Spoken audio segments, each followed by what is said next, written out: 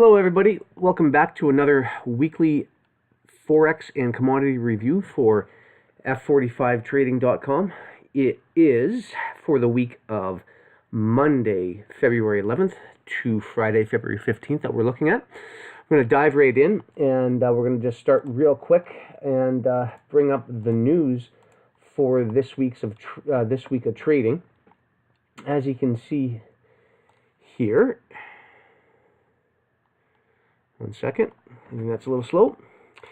We have a yen bank holiday on Sunday, so you may see some of the yen cross pairs a little bit stagnant until the holiday ends for Monday, and then you may see a little volatility injected back into them. So just keep an eye on that. I won't be talking about any yen pairs today for this analysis purposes, but for the members, I'll be looking at the yen going forward into the rest of the week.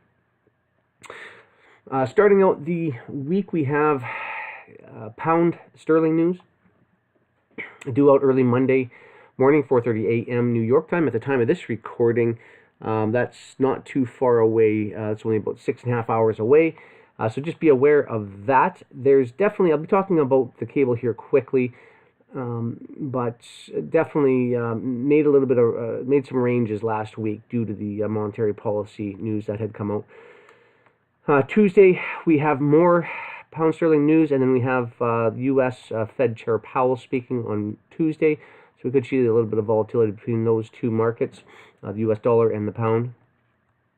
And then Wednesday, we have more pound news, followed with earlier in the day, New York CPI and core CPI news events, which should inject a little bit of movement into the markets for all of the U.S. cross pairs. And then wrapping up the end of the week, we have some euro news, some more U.S. dollar news, PPI, core retail sales, and then into Friday we have more cable news. So basically they're going to be, I would imagine, just with all this cable news, they're going to be moving the cable around quite a bit. So the euro, as of the late, has remained a little bit stagnant in terms of its trading ranges, very, very small ranges. They've really been letting the pound do some, running some ranges and allowed it to move a lot more. So this week could be more of the same on that. Time will tell, obviously, but just keep in mind, if you are in the pound, there are several news events littered throughout the week that could spike the market one way or another. So you just want to make sure you're aware of that if you do take a position on that. And then the days I'll be focusing in on, obviously, Tuesday is up until this 8 a.m. 12:45 p.m. Should be fairly clear sailing on Tuesday, and on Wednesday we've got the CPI minutes. So there could be a little bit of volatility injected in the markets on Wednesday. So we'll check out a few setups there, and then on Thursday as well too, that early 8:30 a.m. New York time. So all things to keep in mind going through the week here, and we'll get rid of that and jump into the charts. As you can see, last week we had Thursday and Friday continue in an upward bullish trajectory on the U.S. dollar. As you can see here, took out an old high at 96.35 and didn't want to stop. Friday opened up, it ran down and then rejected and came right back up and actually finished on the high of the day. High of the week was on Friday. That's usually pretty rare to have the high of the week form on Friday.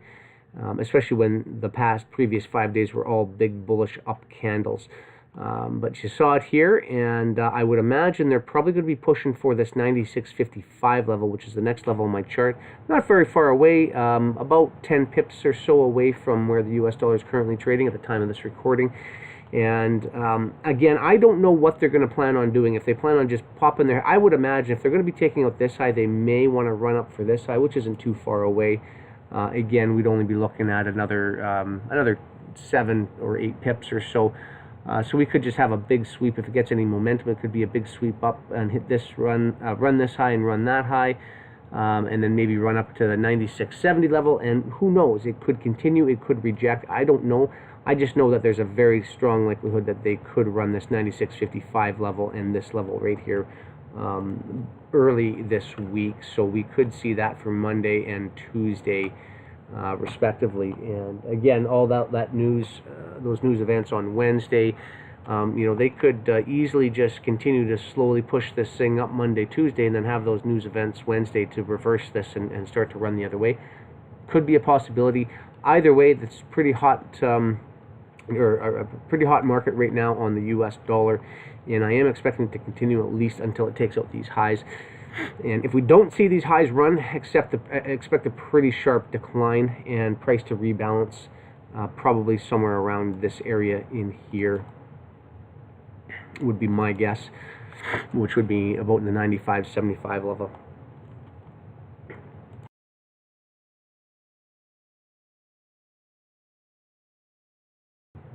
So we'll have to wait and watch for that to happen, but I am anticipating a run higher. So if we see that run higher on the dollar, I'm going to try and make this video as quick as possible.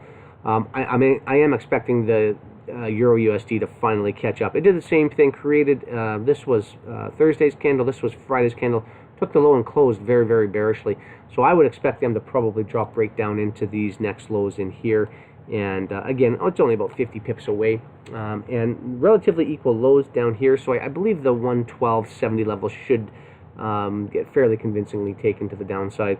And who knows, if we have enough momentum, maybe the 112.15 level could get swept as well. I'm not going to hold my breath on that one. Again, I would like to see them take these lows here and then try to do some measurable retracement back up, and then potentially look and see what they want to do from there. But as you can see, it's still more status quo. It's just right in the middle of this long consolidation that has been in since October. So again, I'd be expecting them to, right, you know, they're trading lower, they run it back into the middle. They trade it higher, they run it back in the middle. They trade it lower, same thing, higher. And they're just bouncing around in this this pretty tight consolidation range. So again, I would expect them to run these lows here and probably go right back to the middle of this range somewhere.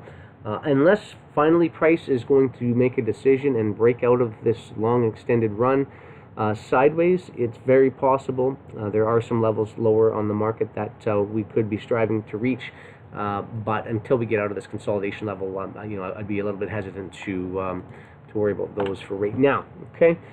So that's all I've got for the euro starting in this week. And again, I'd like to see them push down for this low here. We could see a little bit of a pullback before it does that, or it could be a straight shot. There's really not a lot of euro news. So again, I'm not expecting this thing to do a 100 pip range. Whoops, I didn't mean to do that. I'm not expecting euro to drop 100 pips. You know, overnight. I would imagine if they do want to try to stretch for this, it might take a day or two for them to get there, seeing as how all of these ranges in here are about 50-60 pips on the day. They had one big range way back in here in late January, which I believe was an 80, it was a 100 pip day. And you can see that was the biggest day. We had a pretty big day here last Wednesday. That was about 50 pips. And that's really been about the story of the euro. So fairly small ranges. So if you can capture 50 pips on the day, I would probably close my position on the euro and exit to the sidelines. Pound dollar. Again, we had some fairly heavy news events last week, and you know, they ran a low. I was expecting, sorry, they did not run the low. They came, this level right in here was 128.53, and then the low rate in here came in at 128.54. So they ran that low by one little pip. I was really looking and hoping that they would have done the 128.30 level. Which, you know, I think it could still be on the menu. If they were to have dropped price down and hit this 128.30 level and ran the stops and then bounced, I'd be looking for an aggressive move higher. You can see they haven't done that, so which means leads me to believe that, you know, they could be walking price sideways here for a little bit, and then there could potentially be dropping it down to finally run these levels in here, and then that's maybe when we'll see that that run and then that bounce higher. That could be what's happening. And again, this week it's going to be volatile for the pound. So, you know, you may want to definitely pick and choose your trades wisely on this pair, as you could get a little bit of whipsaw in the market. So, I don't want to see you get taken out to something, you know, due to a news event or something like that. There's nothing worse than that, than seeing price spike to your and take your stop out, and it just goes in the direction that you had anticipated all along. That's the worst thing ever. So again, just be careful with the pound. I wouldn't at all be surprised, honestly, if they came in and tried to reject up into this area here and then decided to push it lower to take out these lows. I do believe those lows will get run out, but it's just a matter of how they plan on doing that. And again, with the news events, I mean, there's, Governor Carney speaking on Tuesday. There's lots of news coming in through Wednesday and Thursday, and even into Friday. So just be careful on that one. U.S. CAD. We had a nice rejection off of these lows. There was several levels under here that price had run. And to be honest with you, the area where it reversed, it kind of surprised me a little bit. 130.89. I'm sorry, 130.70 basically or 890. I'm sorry, 130.90 is pretty much where it reversed, and it's a bit of an interesting place to reverse. It was about a 40 pip run, just under a 40 pip run under this low here. So I don't necessarily think it was a big stop run, but at any rate, it's now finally starting to pick up some momentum from, I think, the U.S. dollar, and there's a very good chance we could see price try to run this high up in here and take out the 133.75 level. Very, very likely, especially if we see that drive higher in the U.S. dollar to take out this old high rate here. We could see the U.S. CAD do that. But there is some strength in the U.S. CAD. So if you look at the futures price, U.S. CAD is showing some strength. The price of the currency has shifted a bit, as you can see from this large decline here. And obviously it's tied to the price of crude oil as well, and crude oil has been relatively strong up until the past few weeks, where it's been a little bit weaker, where you can probably see this movement in here with a little bit of indecision. So if we do see further momentum downward on crude oil, we could see this pop higher a little bit, but we'll have to wait and see on US CAD. It's just kind of right in the middle of a range right now. I do think they're probably going to run for this guy here, but I'd be watching very closely as to see what the U.S. dollar wants to do. Okay, I'm not going to talk about yen this week or Australian dollar. I did want to talk about crude oil quickly. This guy here, again, we've been in a bit of a consolidation range, and rightly so. You can see the same range that it took a long time for price to work its way out of back in November of last year. We're in the same range again, and prices having a little bit of indecision. We popped up and sort of hit a bit of resistance up in this level here. So I'm going to actually move this guy here up to the high, which comes in, check, yeah, right there at 55.70 was the high.